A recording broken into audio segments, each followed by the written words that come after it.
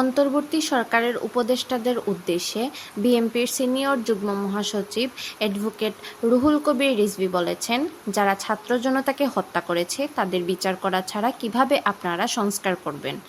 প্রশাসন, বিচার বিভাগ সংস্কারের প্রস্তাব করেছেন আপনারা। শেখ হাসিনার দোসররা থাকা অবস্থায় তা কিভাবে সংস্কার করবেন? রিজভী বলেন, বিচার বিভাগ, পুলিশ প্রশাসনে শেখ হাসিনার দোসররা রয়েছে, তারাই তো লাশের পাহাড় গড়েছে। তারা এখন আছে, তারা কি সংস্কার করবে? তারা তো প্রতিপদে পদে বাধা দেবে। তারা তো সুবিধাভোগী।